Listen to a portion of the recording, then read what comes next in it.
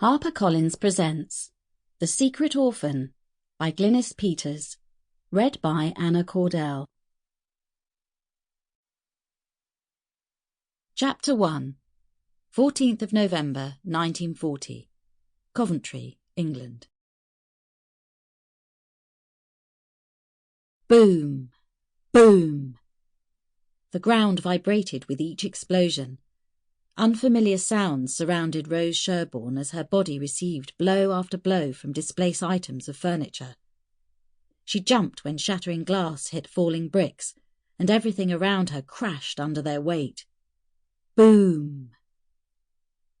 Another explosion, followed by the sound of metal hitting metal, echoed around Rose's ears, and her breath came thick and fast. Through the opening of what was once the front room, a sudden blast of hot air blew both her and her mother off their feet. Rose's body fell against something hard, and a searing pain shot through her back. For a few seconds she could not see, and she blinked only to feel fine dust falling on her cheeks and into her eyes yet again. She wiped it away with the back of her hand and prepared herself to scrabble upright. Boom! A wall fell around her, and unable to move, both with fear and because something was pinning down her right leg, Rose took a moment to catch her breath. Above her an intense whistling sound screamed from the sky, followed by an eerie whooshing sound. A continuous whistle followed. Rose held her breath. The sound meant only one thing. Another bomb would explode within seconds, and all she could do was pray it was away from her home. Boom! The rest of the wall fell, and she watched helplessly as brick after brick fell to the floor, and her mother's body bounced as it was forced into the air for a second time. Rose tried to move, but she felt a crushing sensation, a gripping tightness across her chest. She tried to struggle free from the bricks pinning her to the ground. Her chest hurt each time she tried to cough free the dust she inhaled when she hit the floor. A piercing sound screeched above, and once again the planes dropped their unwelcome packages. Thud! Thud! 1 by 1, 2 by 2. Rose counted them down. 1 by 1, 2 by 2.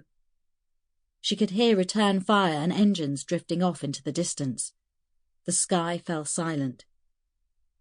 The enemy were heading back to wherever they'd come from, and a stunned Rose blinked away the dust, trying to make sense of what had happened.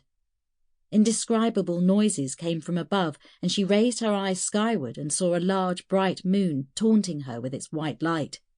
There was no roof. Bombed. The bombs had hit her home. Rose's ears tingled inside, and with each noise she felt a strange vibration along her jawline. With focus upon her face she sensed heat. Her cheeks burned as if it was a hot summer's day.